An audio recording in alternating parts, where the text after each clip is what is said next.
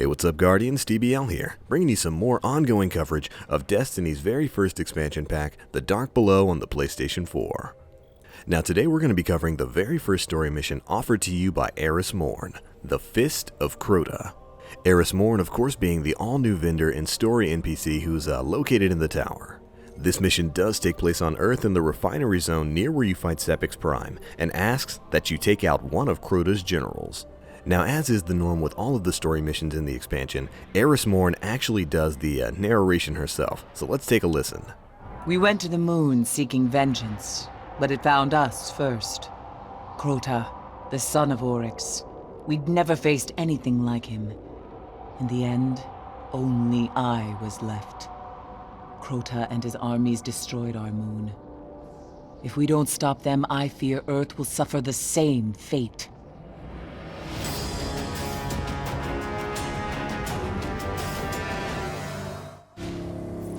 Sardon commands the hive spawn on Earth. Search the grotto, find this monster, and see to his end. But alright, there we go, we are back. But alright, as you can see, we're in the middle of the refinery, near where you fight the Devil Walker. And I'm sure you all heard that super spooky scream. That's from Omnigul. You'll see her in just a couple seconds. She is the lead general of Crota's armies, and is basically the hive head honcho who is trying to awaken her old master. But anyways, as you guys can see, this first section of the mission is nothing but a straight gauntlet battle of Fallen versus Hive. You can insert yourself into the middle of this and wipe them all out like I am, or you can sit back and just watch them kill each other. Ooh, and hold on, let's take a quick look here. There she is, Omnigul, the Will of Crota. Now this is actually pretty cool. Omnigul is a super special hive wizard who can summon other hive by screaming. Yeah, remember that screeching we heard just a little bit ago? That was actually her summoning enemies. Now she will show up several times over the course of the story missions for the Dark Below. And you'll fight her a couple times, but after you deal significant damage to her, she pretty much just runs away. Although you do get your final showdown with the Will of Crota in the weekly and nightfall strike this week. Ooh, taking a little too much damage there, had to pop into cover, but overall pretty cool character design if you ask me. Hold on, gotta pick off these pesky Fallen. Come on guys, I'm trying to take out the hive, we're on the same side here. But anyway, moving forward, you guys might notice that I am using for this video the exotic hand cannon, Thorn. Now, as some of you guys know, I got this gun a while back, like maybe the first couple of weeks of the game being out. Ooh, and get dunked on Omnigul, dropping in that Nova Bomb Warlock super there, as she summons more Thrall buddies. But I've had Thorn for quite a while now, and this gun used to suck hard. I mean, once you got the Mark of the Devourer ability, it was alright in PvP. Of course, thanks to the weapon's damage over time effect, but pretty much it was heavily outclassed by everything else in PvE. So this gun did not see much use. Ooh, and check this out, Omnigul made a mistake, summoned a bunch of hollowed thralls, which of course explode, and we take them all out with one shot. But even with that, I don't think we're dealing enough damage here, so we're going to get in close with that good old Invisible Hand legendary shotgun, fully maxed out.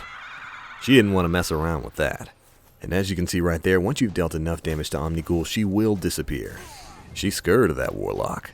But anyways, back to Thorn. This gun used to be pretty underwhelming, but ever since the exotic patch dropped, which brought huge changes to many of the game's exotic weapons, Thorn has seen a stellar rise in its ranks. But hold on, we'll cover that in a sec. I think Eris is about to say something. Sardon is the first of Crota's disciples. His army helped shatter the moon and claim it for his master. His presence here is a sign. The Hive are preparing to wake Crota's soul. Well, alright. Thanks for the interjection, Eris. Back to the changes from the exotic patch. For Thorn, its projectiles now briefly highlight targets on impact. The Mark of the Devourer damage over time effect has now been increased against PvE targets. Previously, I think it only did about 3 damage per tick. Thorn's reload speed got an increase, the magazine and clip size both got increased as well.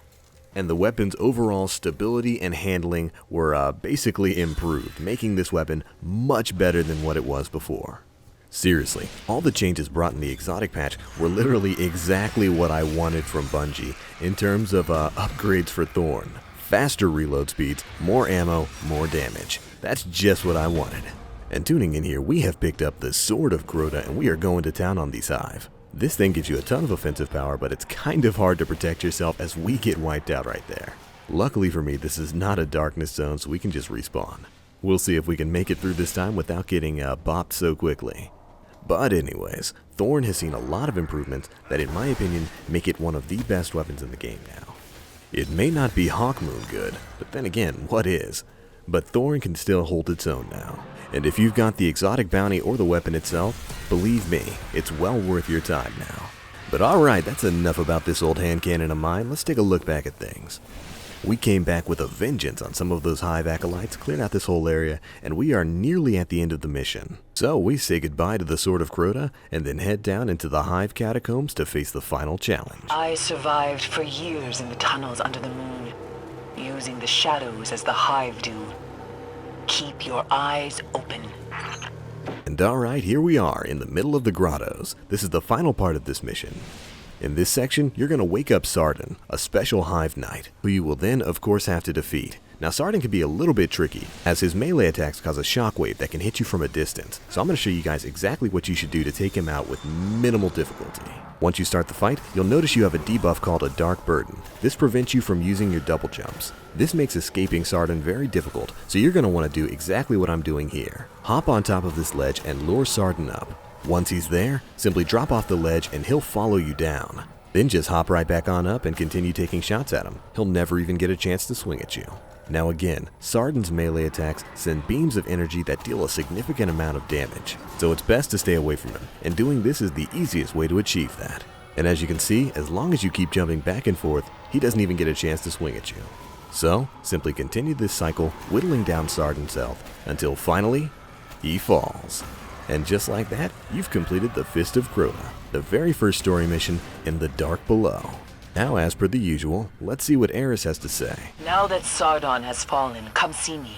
There is more to do. The rest of Crota's disciples will not cease until Earth is ready for their master's return. Well, alright, there you go. You heard the lady. Let's head back to the tower. Once you're there, head back to Eris where you can turn in the marker for the Fist of Crota and complete this story mission. Doing so will unlock the next mission in the chain. But alright, that about wraps up this video showing off the very first story mission in the Dark Below, the Fist of Crota. Coming up next is Siege of the Warmind, where the Hive try to tangle with Rasputin. I don't know about you, but I'm looking forward to that one. But alright, if you guys like what you saw here, feel free to check out my channel where we'll have a ton more Destiny videos featuring the Dark Below expansion pack coming out soon. That's going to be it for me now, guys. As always, I am the Black Link. You Guardians, stay frosty.